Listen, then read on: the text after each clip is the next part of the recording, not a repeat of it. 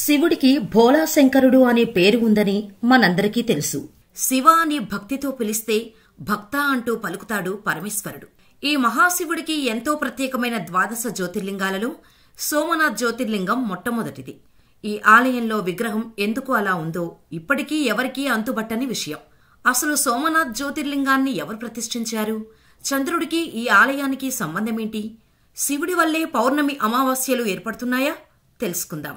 సోమనాథ ఆలయాన్ని ప్రభాస తీర్థం అని కూడా పిలుస్తారు. మన దేశంలో ఉన్నటువంటి 12 జ్యోతిర్లింగాలలో సోమనాథ ఆలయం మొట్టమొదటిది. ఈ ఆలయంలో పరమేశ్వరుడు స్వయంగా కొలువై ఉండి భక్తులకు దర్శనమిస్తాడని నమ్ముతారు. పురాణాల ప్రకారం దక్ష ప్రజాపతికి అశ్వని, భరణి మొదలైన 27 మంది పుత్రికలు ఉన్నారు. వారిని చంద్రుడికి ఇచ్చి వివాహం చేశాడు దక్ష ప్రజాపతి. వీరందరూ నక్షత్రాలు. అయితే చంద్రుడికి తన భార్యలందరిలో రోహిణి మీద ఎక్కువ ప్రేమ, అనురాగం చూపించేవాడు. ఎక్కువ టైం ఆమె వద్దే గడిపేవాడు. ఈ విషయం మిగిలిన భార్యలకు బాధాకరంగా మారింది. వారంతా ఒకరోజు వారి తండ్రి దక్ష ప్రజాపతి దగ్గరకు వెళ్లి చంద్రుడు తమను పట్టించుకోవటం లేదని, రోహిణి దగ్గరే ఎక్కువగా ఉండిపోతున్నాడని బాధపడ్డారు. దీంతో దక్ష ప్రజాపతి చంద్రుణ్ణి పిలిపించి, చంద్రా, నా కుమార్తెలు 27 మందిని నీకిచ్చి వివాహం చేశాను. నువ్వు అందరినీ సమంగా చూడాలి కదా. కానీ నువ్వు ఒకరిపై ఎక్కువ ప్రేమ, వేరొకరిపై తక్కువ ప్రేమ చూపడం తప్పు కదా. ఇప్పటికైనా తప్పు తెలుసుకొని అందరి భార్యలను సమానంగా చూసుకో అని అన్నాడు దక్ష ప్రజాపతి. ఆయన చెప్పిన మాటలకు సరే అన్నాడు చంద్రుడు. ప్రజాపతి మాట కాదనలేక సరే అన్నాడు. కాని తన బుద్ధి మాత్రం మార్చుకోలేదు. రోహిణితోనే ఎక్కువ కాలం గడుపుతున్నాడు. చంద్రుని తీరు మారకపోయేసరికి మిగిలిన భార్యలు దక్ష ప్రజాపతి దగ్గరకు వెళ్లి మళ్లీ ఈ విషయం చెప్పారు. దాంతో కోపగించిన ప్రజాపతి చంద్రుడు క్షయవాది పీడితుడు అవుతాడని శాపం పెట్టాడు. ఆయన శాపం పెట్టగానే చంద్రుడికి క్షయవాది సోకింది. రోజురోజుకు కృశించిపోతున్నాడు. ఇంకా భరించలేక బ్రహ్మదేవుని దగ్గరకు పోయి తనను రక్షించమని మొరపెట్టుకున్నాడు. విషయమంతా విన్న బ్రహ్మదేవుడు చంద్రునితో సారాష్ట్ర దేశంలో ప్రభాస తీర్థముంది, అక్కడకు పోయి మృత్యుంజయ మహామంత్రాన్ని జపించు అని మంత్రోపదేశం కూడా చేశాడు. ప్రభాస తీర్థములో చాలా కాలము మృత్యుంజయ మంత్ర జపం చేశాడు చంద్రుడు. చివరకు పరమేశ్వరుడు అనుగ్రహించి ప్రత్యక్షమై నీకేం వరం కావాలో కోరుకో అన్నాడు.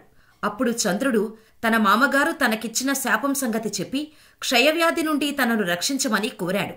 దానికి శంకరుడు, చంద్రా, దక్ష ప్రజాపతి సామాన్యుడు కాదు, నవబ్రహ్మలలో ఒకడు.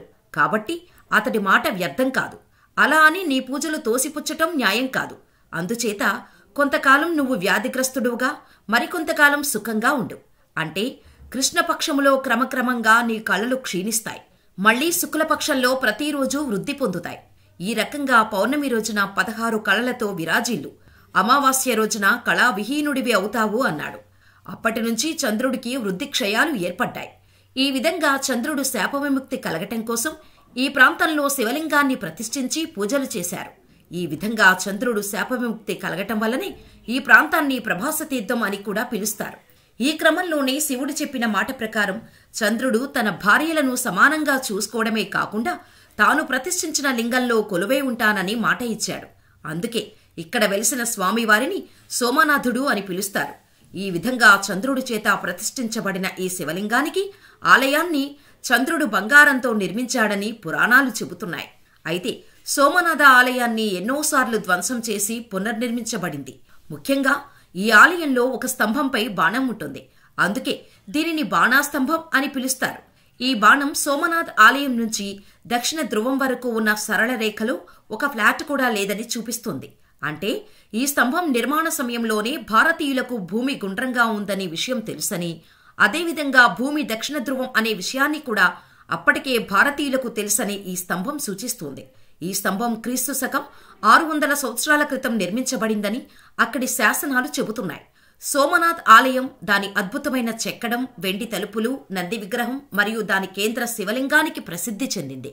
భక్తులు కార్తీక పూర్ణమి పండుగ సమయంలో ఈ ఆలయాన్ని విశేషంగా సందర్శిస్తారు. మహాశివరాత్రి, చంద్రగ్రహణ సమయాల్లో లక్షల్లో భక్తులు సోమనాథ్ ఆలయాన్ని దర్శించుకుంటారు. సోమనాథ ఆలయం లోపల విశాలమైన మంటపం, ఎత్తైన గుండ్రటి గోపురం కనిపిస్తాయి. గర్భగుడిలోని శివలింగం పెద్దది. శివలింగం వెనకాల పార్వతీదేవి విగ్రహం కనిపిస్తోంది. ద్వారానికి కుడిపక్క, వెనకపక్క వినాయకుని విగ్రహం, ఆంజనేయుని విగ్రహాలు ఉన్నాయి. ఈ ఆలయానికి ఎన్నో ఏళ్ల చరిత్ర ఉంది. ముస్లింల దాడులతో నలిగిపోయినప్పటికీ ఈ ఆలయం పునర్నిర్మాణంతో మళ్లీ ప్రాముఖ్యత సంతరించుకుంటూనే ఉంది.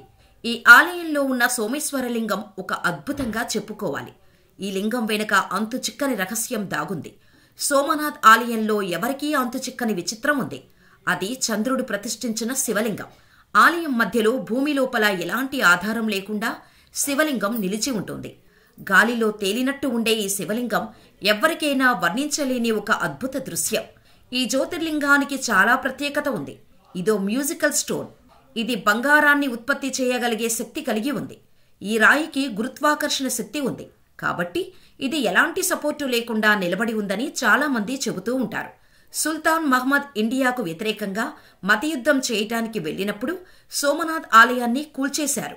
అలా కూల్చేయటం ద్వారా హిందువులను మహమ్మదీయులలోకి కలుపుకోవాలని భావించారు. క్రీస్తు శకం 1025లో అక్కడికి చేరుకున్నాడు సుల్తాన్ మహ్మద్. అయితే హిందువులంతా ఆలయంలోకి వెళ్లి కాపాడండి అంటూ కేకలు పెట్టారు. అయినా 50,000 మందిని చంపేసి ఆలయాన్ని కూల్చేశారు. ఆలయాన్ని కూల్చిన తర్వాత సుల్తాన్ మహ్మద్ ఆలయంలోని నిధులన్నీ కాజేశారు. చాలా బంగారు, వెండి విగ్రహాలు, లెక్కలేనన్ని బంగారు, వెండి పాత్రలు అపహరించుకుపోయాయి. పురాణాల ప్రకారం ఆలయాన్ని రకరకాలుగా నిర్మించినట్టు తెలుస్తోంది. చంద్రుడు సోమనాథ్ ఆలయాన్ని బంగారంతో, తర్వాత రావణుడు వెండితో, తర్వాత శ్రీకృష్ణుడు గంధపు చెక్కతో నిర్మించినట్టు పురాణాలు చెబుతున్నాయి.